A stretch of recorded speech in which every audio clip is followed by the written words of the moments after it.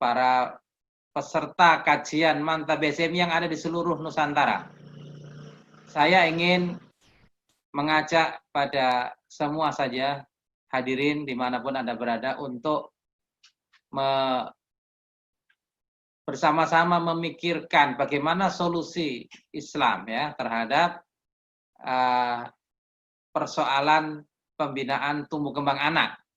Ya banyak isu yang berkembang yang kita hadapi ya. Nah, ini semuanya akan kita coba cari solusinya dengan mengacu pada bagaimana Kanjeng Nabi Muhammad SAW membina tumbuh kembang anak-anak. Ya, kita mulai pembahasan kita dengan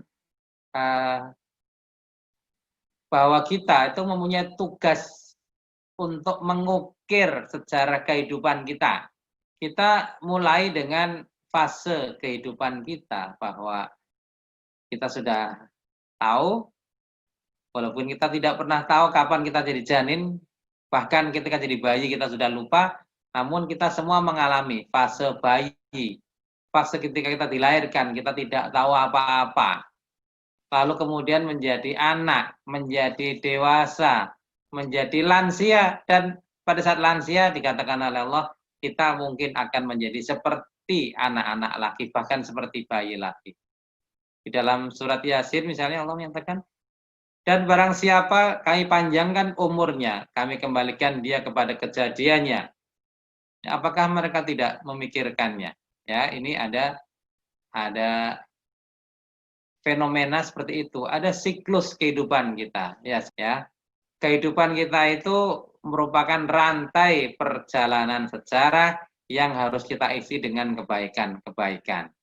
Jadi di dalam tumbuh kembang anak, tugas kita adalah menjaga agar anak-anak itu tumbuh kembang dengan baik, fitrahnya terjaga, potensinya berkembang.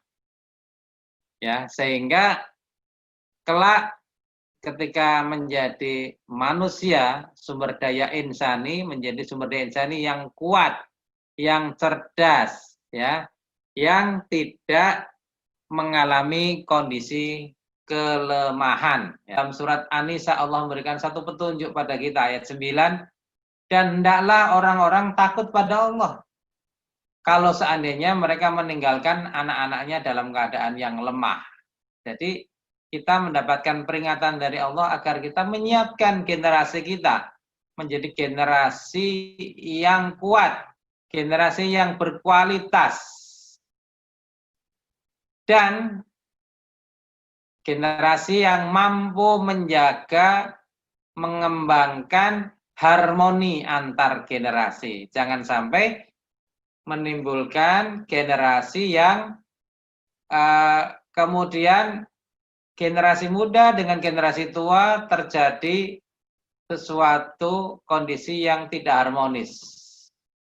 Maka sangat menarik apabila kita mengkaji doa di dalam Al-Quran, ya, bahwa ada doa yang sangat bagus untuk kita baca sehari-hari, ya.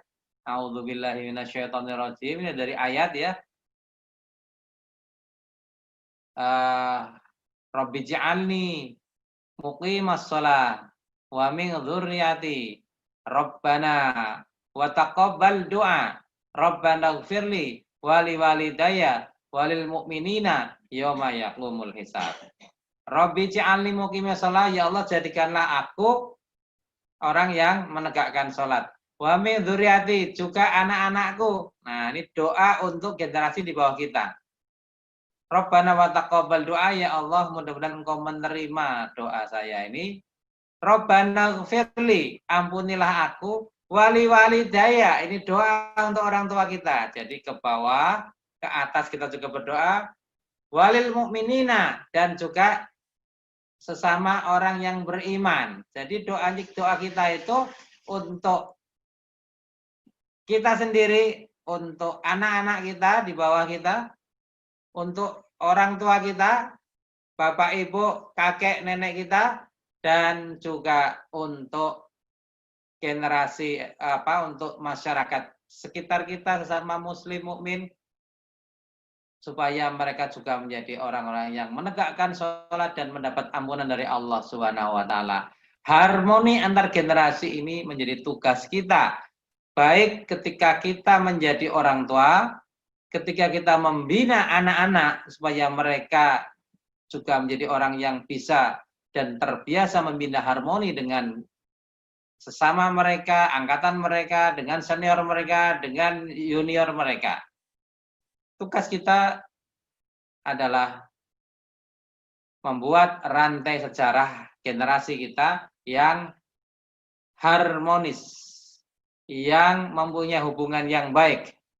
Hablum minallah dan hablum minannas terjaga dengan sebaik-baiknya, ya, dan kualitasnya juga dari masing-masing generasi menjadi orang-orang yang generasi yang berkualitas, yang unggul. Kita lanjutkan bahwa kalau kita mengacu pada kebutuhan dasar anak, ketika kita punya tugas tadi membentuk anak-anak yang berkualitas, membentuk generasi yang berkualitas, yang unggul, di dalam pembahasan kesehatan anak, kita mempunyai 3 tugas yang disingkat menjadi asuh, asih, dan asah. Ya, ini urutannya biasanya kalau kami para dokter anak menyebut dengan asuh, asih, dan asah. Di televisi dulu ada kuis namanya asah, asih, asuh. Ya, sekarang saya kembalikan pada sistematika yang kami pakai di dalam dunia kesehatan anak, yaitu asuh, asih, dan asah. Nah, jadi asuh dulu. Asuh itu menyangkut kebutuhan dasar, ya. Kebutuhan pangan, makanan yang bergizi, kebutuhan papan, tempat, kebutuhan pakaian, ditambah dengan kebutuhan penjagaan kesehatan, ya. Ketika sehat dijaga agar sehat, dan ketika sakit dijaga atau diupayakan, diikhtiarkan agar menjadi sembuh, sehingga tidak menimbulkan komplikasi. Sebagaimana doa kita, syifaan la yughadiru saqoma. Jadi kita minta pada Allah, kita berikhtiar, dan kita minta pada Allah agar yang sakit mendapatkan kesembuhan dengan syifaan la yughadiru saqoma. Kesembuhan yang tidak menimbulkan sequel, tidak menimbulkan bekas, tidak meninggalkan cacat. Nah, itu namanya syifaan la yughadiru saqoma, ya. Itu adalah asuh. Lalu asih. Asih itu adalah kasih sayang. Kasih sayang, intinya kasih sayang dan penghargaan. Dalam berbagai macam pembahasan biasanya disebut dengan kasih sayang saja. Namun yang dalam pembahasan saya khusus, kalau saya mengajar pada adik-adik mahasiswa kedokteran di UMY, saya menyebut selain kasih sayang dilengkapi dengan penghargaan. Apa yang dibutuhkan? Ada keteladanan, ya, keamanan secara fisik dan psikis, pujian kita berikan seperlunya, dan juga menyiapkan mereka menjadi orang-orang yang siap mandiri, siap bertanggung jawab, namun juga siap bekerja sama dengan pihak yang lain, ya. Jadi tidak hanya mandiri, tapi juga harus mampu berkolaborasi. Yang ketiga adalah asah. Jadi asuh, asih, asah. Asah itu berkaitan dengan diklat, pendidikan dan pelatihan. Kecerdasan, keterampilan, produktivitas, ya.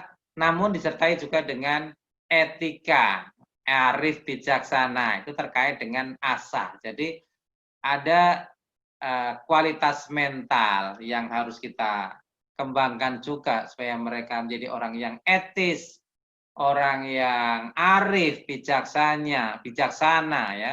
Tidak suka bijaksana sini, tapi bijaksana. Yaitu adalah kebutuhan dasar anak Nah, dari inilah kemudian kita mempunyai tugas untuk membina tumbuh kembang mereka. Jadi dari sinilah kita mempunyai tugas tumbuh kembang mereka. Nah, dari sini nanti kita belajar bagaimana Rasul memberikan contoh, Rasulullah SAW memberikan contoh bagaimana memberikan asuh, asih, dan asah. Baik, kita simak ya pada hal-hal berikut ya, kita lanjutkan ya. Jadi pertama asuh ya. Asuh itu tadi menyangkut kebutuhan dasar ya. Bagaimana Islam, apalagi khususnya Rasulullah SAW, memberikan perhatian kepada soal makanan. Ya, pada soal makanan ya. Rasulullah mengatakan kan bahwa hati-hati jangan sampai anak-anak kita dan kita sendiri tumbuh daging kita dari makanan yang haram. Karena apa? Daging yang tumbuh dari makanan yang haram itu ada hak untuk masuk ke neraka. Na'udzubillah min dzalik. Jadi di sini dijelaskan bahwa makanan itu punya hubungan dengan tumbuh kembang anak. Bahkan nasibnya yang paling jauh di neraka, di akhirat nanti juga akan terpengaruh oleh makanan itu. Maka tugas kita adalah membina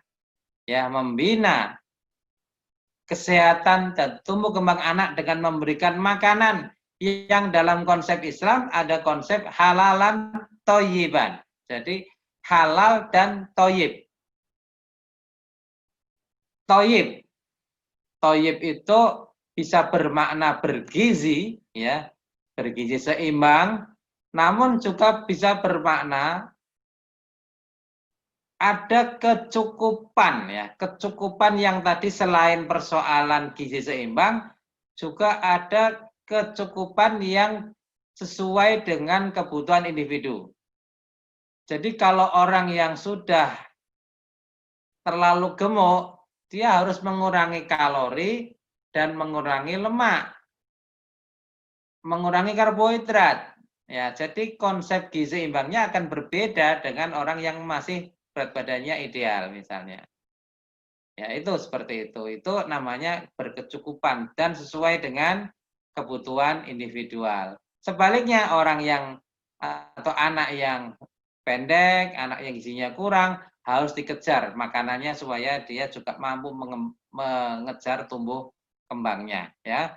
Fakulu maka makanlah kalian mimma dari apa yang rozaqakumullah yang telah Allah memberikan rizki kepada kalian. Halalan thayyiban, yang halal dan yang thayyib. Ya, washkuru nikmatallah, dan bersyukurlah kalian kepada nikmat Allah in kuntum iyyahu ta'budun, kalau memang kalian kepadanya menyembah. Jadi beribadah pada Allah, menyembah kepada Allah oleh Rasul, oleh Allah, Rasulullah SAW juga dihubungkan dengan bagaimana kita memberikan rezeki, memberikan makanan kepada anak-anak kita dari apa yang telah diberikan rezekinya oleh Allah kepada kita sekalian. Berikutnya juga, tadi ini sudah saya ingatkan, daging yang tumbuh dari harta yang haram itu mendapat ancaman. Sesungguhnya tidak akan masuk surga daging yang tumbuh dari harta yang haram. Nah, haram tadi haram zatnya, haram juga bisa haram dari cara mendapatkannya. Neraka lebih pantas untuknya, kata Rasulullah dalam hadis riwayat Ahmad dan Ad-Darimi. Na'udzubillah min dzalik. Maka pembinaan tumbuh kembang anak itu harus juga memperhatikan makanan yang halal dan thayyib ini.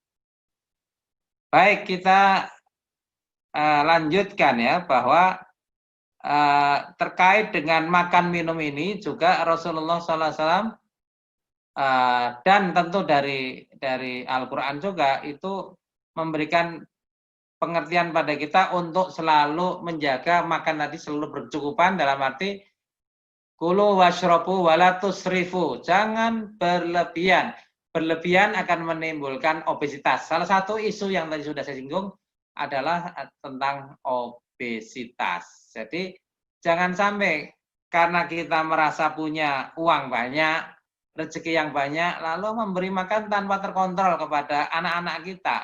Terlalu memanjakan. Nah, itu sangat tidak bagus karena Allah memberikan petunjuk kulu washrobu wala tusrifu. Berikutnya masih tentang asuh.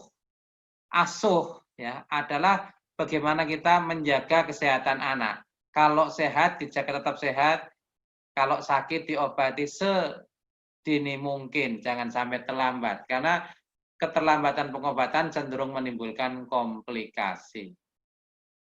Rasulullah SAW menyatakan dalam satu hadis bahwa kesembuhan suatu penyakit itu tergantung pada dua hal.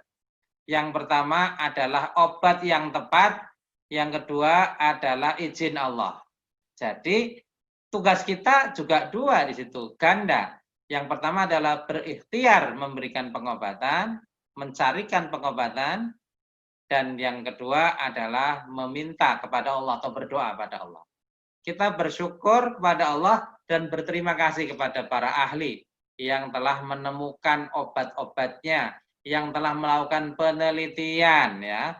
Obat itu bisa obat dalam arti kuratif, memberikan terapi maupun dalam arti preventif atau memberikan pengobatan. Termasuk di dalam ini adalah vaksin atau imunisasi. Tentu bukan satu-satunya masalah ya, bukan satunya upaya kita vaksin, tapi vaksin merupakan bagian dari upaya kita untuk menjaga kesehatan anak. Dan para ulama juga membenarkan, membolehkan kita menggunakan pengobatan pencegahan termasuk vaksin ini ya.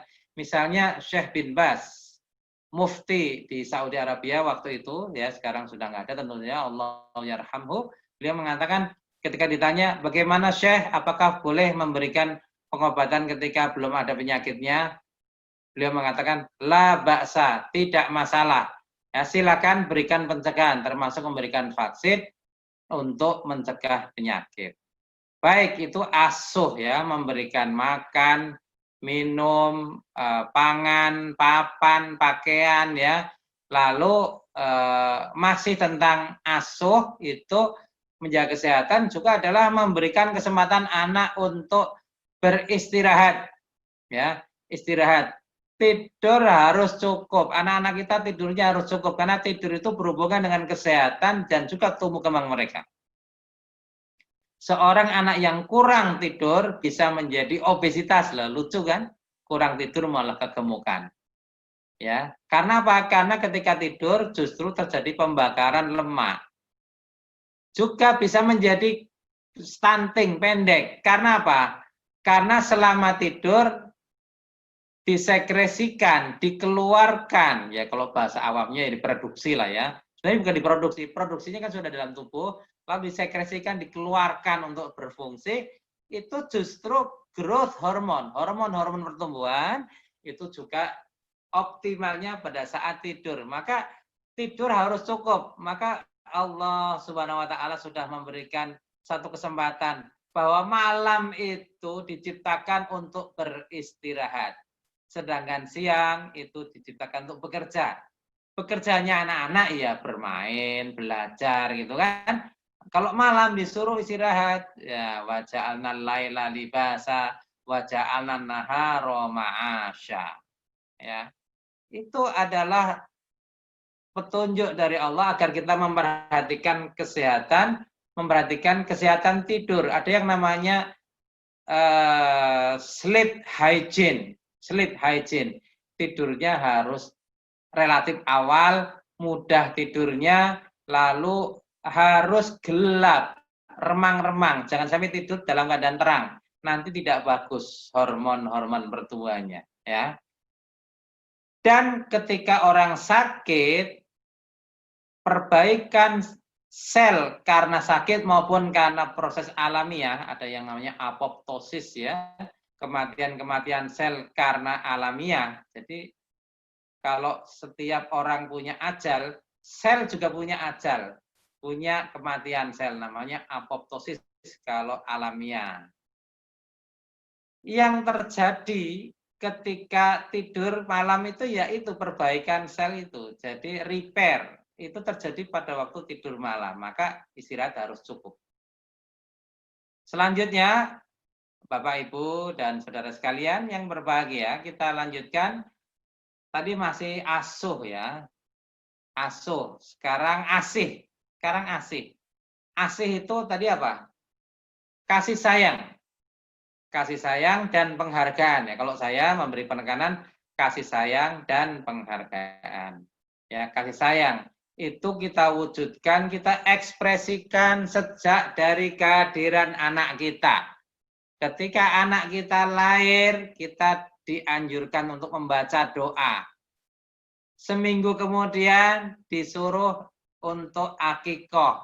Semua itu adalah ekspresi kegembiraan kita dan kasih sayang kita kepada anak-anak kita. Ya, jadi kita ada doa yang bagus ya. Allahumma ini u'iduha bik. Kalau laki-laki ya u'iduhu bik ya. Jadi kalau H kan perempuan ya. Nah, terus kita minta pada Allah, artinya ya Allah, aku memohon perlindungan kepadamu untuknya, ya, u'iduha bik. Lalu wadzurriyataha dan juga keturunannya kelak minasyaitonir rajim, dari setan yang terkutuk. Jadi kita berdoa, anak kita lahir kita doakan mudah-mudahan dia selamat. Selamat dari apa? Minal jinnati wanas, karena syaitan itu adalah jin dan manusia. Jadi bisa juga dari jin dan manusia. Kita minta dia terlindung ya. Lalu ada doa juga ketika Rasul mendapatkan cucu kembar, itu beliau berdoa dengan doa yang bawah ini. Ya Allah, aku mohon perlindungan dengan kalimat-kalimat-Mu yang sempurna dari semua godaan setan dan binatang pengganggu. Binatang ini kan bisa binatang yang kelihatan, bisa juga binatang yang tidak kelihatan ya, bakteri ya. Atau makhluk-makhluk lain yang lebih kecil lagi, virus. Dan juga dari pandangan mata yang buruk, maksudnya adalah sihir ya, ain ya. Jadi kita mendoakan anak kita. Kita selain bergembira, berdoa kepada Allah agar anak-anak kita menjadi anak-anak yang terlindung. Kita lanjutkan. Kita juga punya tradisi yang dicontohkan oleh Rasulullah untuk memberikan apa? Akikoh. Ya, pada hari ke-7 sesuai dengan hadis Nabi dalam hadis Abu Daud, At-Tirmidzi dan Ibnu Majah, kita diminta melakukan akikoh. Akikoh itu punya aspek syukur, kegembiraan ya dalam menyambut anak atau cucu ya. Juga mengandung aspek perhatian dan kasih sayang kepada kita selain doa. Mengapa? Ya, ada anak lahir kita sembelihkan kambing, kita bagikan kepada tetangga. Kita juga disunahkan untuk memotong rambut, bukan memotong, mencukur habis rambut bayi itu, ditimbang, lalu kita bersedekah dengan seharga emas, ya, seharga perak sebesar timbangan rambut anak kita itu. Jadi kalau anak kita rambutnya 5 gram, kita bersedekah dengan uang seharga perak sebesar timbangan 5 gram itu. Itu kan kita diminta sejak awal. Selain kita bersyukur, kita memberikan kasih sayang kita kepada anak atau cucu kita ya. Bisa juga cucu ya, maaf ya, kalau bagi yang bapaknya tidak mampu, boleh diakikahkan oleh kakek atau neneknya. Kita lanjutkan ya, jadi akikoh mempunyai aspek syukur, juga aspek kegembiraan, dan juga doa ya. Lalu ada tradisi yang namanya kunyah. Kunyah itu artinya nama sebutan.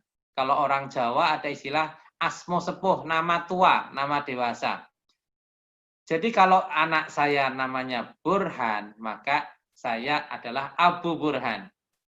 Ketika saya punya anak pertama, itu saya sudah diberikan anjuran oleh Kanjeng Nabi menyebut diri dengan Abu Burhan, ayahnya Burhan itu agar saya selanjutnya mempunyai kebanggaan dan kasih sayang kepada anak saya, baik yang nomor 1 maupun seterusnya ya, karena kan nggak bisa kita lalu kalau anak saya 5 ya, kalau lo menyebut Abu Burhan, wa Fadila, wa Mutia, wa Dea, Adati, wa Ahmad Zaki, enggak. Cukup sebut satu senama saja yang bagian depan, yang ke bawahnya adalah et al ya dan kawan-kawan ya. Ada anjuran untuk mencium anak-anak, sehingga Rasul mencela ketika ada sahabat Nabi yang, Nabi, Anda ini Rasul tapi kok mencium anak-anak, apa nggak malu? Nah, Rasulullah justru menegur, siapa yang tidak menyayangi tidak akan disayangi. Man la yarham la yurham. Jadi mencium anak kita, cucu kita itu adalah ekspresi cinta kasih kita kepada mereka. Lalu ketika Nabi kena pipis, lalu ada wanita yang merenggut begitu saja supaya jubah Nabi tidak kotor, Nabi mengingatkan kepada beliau bahwa pakaian yang kotor itu mudah untuk dicuci, tapi hati yang kusut karena sikap kasar pada bayi, maksudnya siapa yang menjamin dia menjadi normal lagi, maksudnya jangan mudah berlaku kasar kepada bayi. Bayi pun bisa merasakan loh sikap kasar itu, sehingga hatinya mungkin sakit, membekas. Ya, lalu Nabi itu, saya punya ilustrasi ya. Ketika itu juga beliau suka membiarkan cucunya gendong. Ketika sholat digendong, numpak ke punggung dibiarkan, sholatnya sujudnya berlama-lama. Sebaliknya ketika beliau mendengar suara tangisan di luar musola, ada suara anak-anak yang menangis, beliau mempercepat sholatnya. Nah, itu adalah bagaimana Rasul memberikan kasih sayang kepada anak-anak. Nabi juga suka bermain dengan anak-anak ya. Yuk balapan, yuk silakan balapan, ayo. Nanti saya beri hadiah. Nah, Nabi memberikan hadiahnya, ada kadang-kadang Nabi memberikan hadiah madu. Nah, madu diberikan. Itu sudah ada asuhnya, ada asihnya. Gambar ini apa tadi? Kok ada gambar kuda? Ya, saya punya sedikit cerita di dalam kisah sahabat ya. Sahabat Nabi memuji cucu Rasul Sallallahu Alaihi Wasallam ya. Oh, kudanya cucu Nabi luar biasa ini, jantan sekali, gagah sekali. Nah, jadi sahabat Umar memuji cucu Nabi dengan pujian yang sangat bagus. Namun Rasulullah SAW tidak mati gaya dan tidak kalah. Beliau mengatakan, iya dong, kudanya, ini bahasa bebasnya ya, maaf ya. Kudanya gagah sekali, tapi lihat betapa lebih gagah lagi penunggangnya. Nah, itu bagaimana gaya Rasul memberikan pujian kepada cucunya. Jadi sahabat Nabi memuji kudanya, Nabi memuji orang yang naik kuda itu. Luar biasa. Baik, kita lanjutkan ya. Jadi itu kasih sayang dan penghargaan ya, asuh, asih ya. Sekarang asah. Apa itu asah? Tadi asah itu berkaitan dengan diklat ya. Pendidikan, pelatihan, keterampilan, kecerdasan, etika, kepekaan sosial. Itu asah. Maka kita juga melihat bagaimana tadi Rasulullah suka bermain bersama anak-anak, mengasah mereka, juga menyarankan olahraga ya. Rasulullah senang ketika kita mengajarkan anak-anak kita berolahraga ya. Jadi kita punya tugas membina kekuatan dan kebugaran anak ya. Karena apa?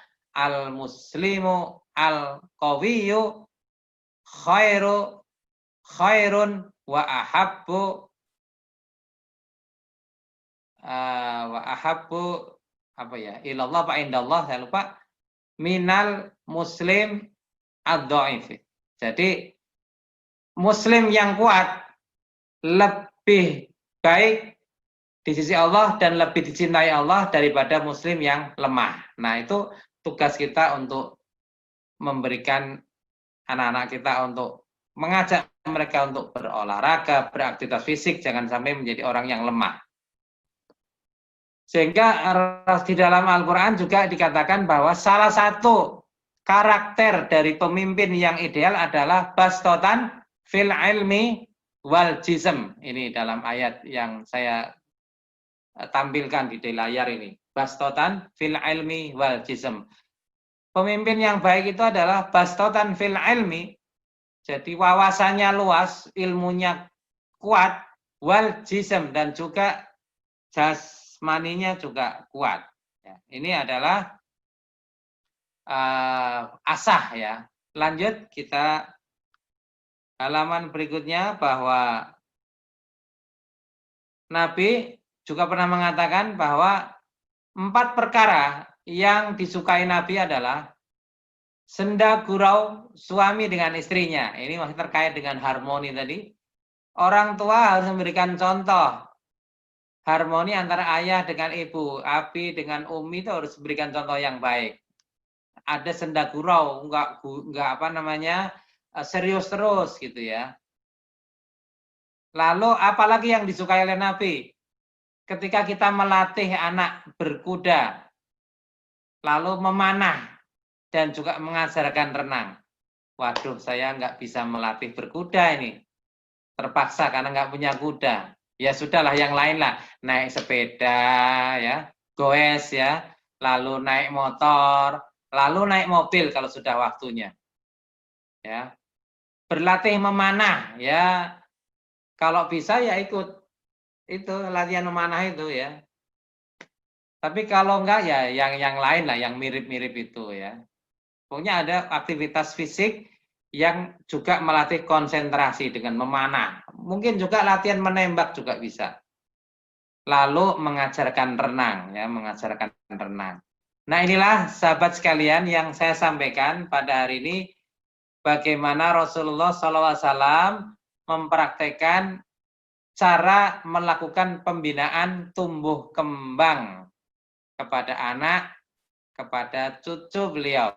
Nah, mudah-mudahan kita bisa bercermin kepada apa yang telah beliau lakukan itu, lalu kita praktekkan ya dalam kehidupan sehari-hari. Namun satu hal lagi yang ingin saya tambahkan, bahwa pembinaan tumbuh kembang itu termasuk tadi ada aspek kecerdasan, itu semuanya dilaksanakan dalam suatu konsep yang berkesinambungan ya. Tumbuh dengan kembang hal yang berbeda. Berbeda karena apa? Tumbuh itu menyangkut ukuran, tambah besar, tambah panjang, tambah tinggi, itu tumbuh. Lalu kembang itu adalah menyangkut kecerdasan, keterampilan, ya itu kembang. Namun tumbuh dengan kembang sangat berhubungan. Jadi berbeda tapi berhubungan, berjalin, berkelindan, termasuk juga dengan kecerdasan, dengan kesehatan, maaf. Anak yang tidak sehat bisa terganggu tumbuh kembangnya. Anak yang kejang, kejangnya berkepanjangan, atau naudzubillah bilik min dzalik, yang mengalami meningitis, dia akan terganggu tumbuh maupun kembangnya. Maka kesehatan tumbuh dan kembang ini kita harus bina secara simultan, secara bareng-bareng, berkesinambungan, berjalin ya. Kalau kita hanya mengajarkan anakku kalau mau berangkat mau keluar, bacalah doa, Bismillahirrahmanirrahim, la haula wala quwata illa billah, bisa. Namun alangkah baiknya selain mengajarkan itu, kita praktekkan. Ketika kita naik mobil, kita mau starter, terus baru starter mobil, kita ajak mereka berdoa. Ayo berdoa, Bismillah. Nah, mereka teruskan, Bismillah, tawakkaltu 'alallah, la haula wala quwata illa billah. Ketika jalanan naik, kita mengajarkan mereka, membiasakan membaca Allahu Akbar, Allahu Akbar, Allahu Akbar.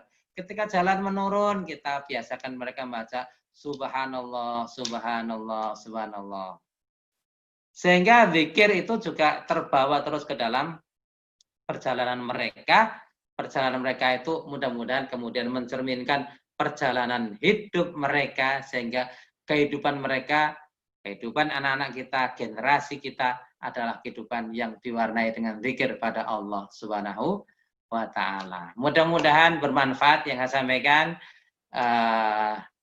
Terima kasih Dr. Idham, panitia dari channel Mantap BSMI yang mengundang saya untuk menyampaikan diskusi pada hari ini. Selanjutnya saya silakan untuk kita lanjutkan dengan diskusi.